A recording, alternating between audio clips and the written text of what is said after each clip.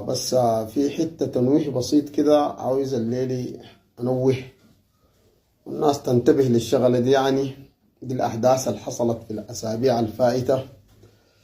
يا جماعة انتوا كان ملاحظين لكم لحاجة كده، يعني قبل كم أسبوع الهجمة الشرسة من شيبة درار، وبعد طوالي بعد هجمة شيبة درار دي جات القصة بتاعت الواحد اللي كان بيقول ترك برك وفي نفس اللحظة في كلامه بيرجع بيقول تاني والله ما اديتونا العربات النفس اللي اديتوها للناس زين والله بنمشي نقلعها منهم.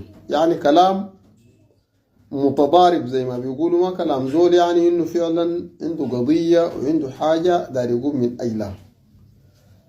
الكلام ده ليه في الوقت ده تاني شيخ درار ده قام وجاب الكلام ده؟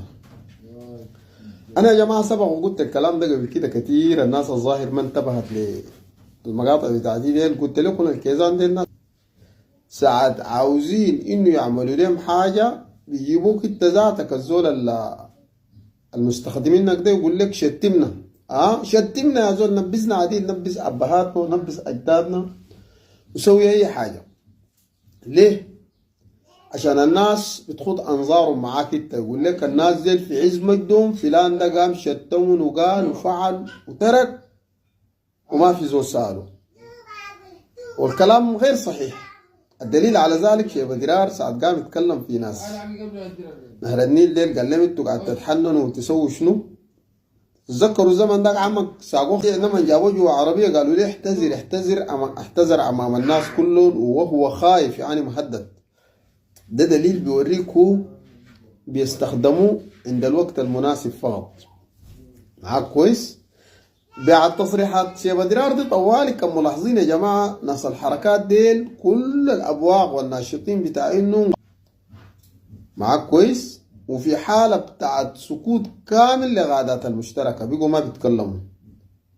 يعني كان في حاجة، يعني الناس بتقول في حاجة وما في زول يناي، وحتى الإعلاميين بتاع المشتركة ذاتهم قلبوا 90 درجة مئوية.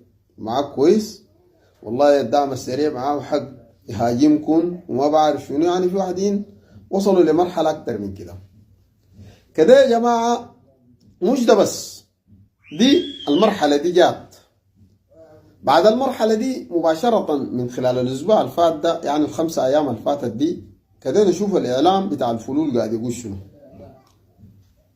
إعلام الفلول تاني رجع قلب 100 درجة مئوية، تشكير شديد لناس المشتركة كانت بين برهان ومصطفى طنبور. يعني انتوا براكم شفتوها بالأمس. معاك كويس؟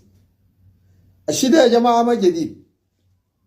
الجديد حاجة واحد، الجديد هو الغباء بتاع المركز ماشي بنفس السيستم المنة جابيه سنة 1989، وبيتخيل انه اليوم الليلة هو حيغش شعوب الهامش والله يضرب ده بده ويلعب عليهم. ايام اتفاقية السلام بتاعت 2005 نفس الحكاية. معاك كويس؟ خليني يمرح ويقول الداري يقوله، ولكن بيتكلم بيسمونه، بيتكلم بصوته واحد. وفي نفس اعلامهم بيحاولوا دائما بيجيبوا لهم زول من الناس اللي ما دايرينه، زي الناس اللي كانت جنوبيين ديلك بيضللوهم زي ناس باغانامو، بيقولوا الناس دي الانفصاليين هنا المساعدين ناس الطيب مصطفى في الشغله دي. ما اشبه الليله بالبارح، قبل يومين قاعد يقول الكلام ده، بيقول ناس البحر والنهر ديل الناس اللي قاعد يساعدون في الشيء اللي قاعد يحصل ده، ديل ناس عبد العزيز الحلو، ناس الحركه الشعبيه وناس الدعم السريع، هم طبعا مؤيدين المشروع بتاع البحر والنهر ده. الكلام ده بيقولوا للناس المغفلين اللي بيسمعوا كلامهم، برغم انه عارفين تماما عبد العزيز ادم الحلو وقوات الدعم السريع اول حاجه عندهم شرط وحده السودان ارضا وشعبا، والكلام ده هم كلهم عارفينه. وده الكلام حتى لغايه كم مره ساعات قاعد معاه كان بيتكلم في الحته دي، بيقول شفت شنو؟ ليه بيقولوا الكلام ده؟ عشان دارين يفهموا الشعبي صورة تانية. وفي نفس اللحظة أنا الكلام ده برضو دايما قاعد أقوله، أقوى تيار داخل ناس البرهان ده التيار بتاع البحر والنهر ده بالمناسبة، بتاع ناس عمسيب ده. حاليا تاني رجعوا بيشكروا في الناس دي. ليه؟ وسكتوا شيبة درار تاني ليه؟ لأنه الدور ده عندهم جيم تاني عاوزين يلعبوا بيه. داك ما وتكوندية قال الكلام ده، قال لهم الناس دي اللي لعبوا بيكم جيم بعد تحرير الخرطوم ينتهوا منكم. هسي في جيم تاني دارين يلعبوا به. نعم كويس، لأنه الموازين اتقلبت. عشان ده بيقوا في الوقت ده بالذات تاني محتاجين للفلنقيات في ناس المشتركة. كويس، لأنه عارفين انه عادي ناس ما عندهم موضوع، بس يفكوا لهم جوافة دي تشتغل يوم كلها، بكرة بيلقوهم خلاص يقول لهم ورونا انتوا دايرين شنو. والله العظيم جد ده الشيء الحاصل. كما كده كان الشيء اللي مثل حصل ده ما بيحصل. ودي رسالة من هنا للأشاوس اللي بيبقوا بالإفاء إشارة يفهموا. الناس ديل كده بيبقوا هون في أكتر وقت هون هسي حاليا ضعفاء.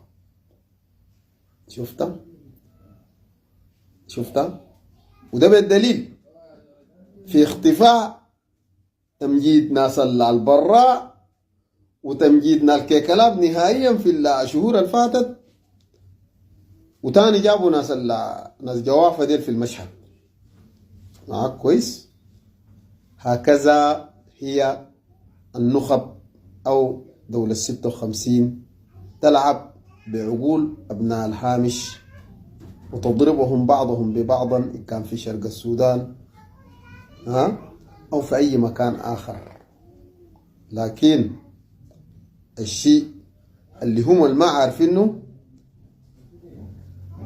أبناء الهامش الشرفاء، الناس الأذكياء، الناس اللي بيفهموها طايرة دي ما بتمر عليهم يا بلابسة.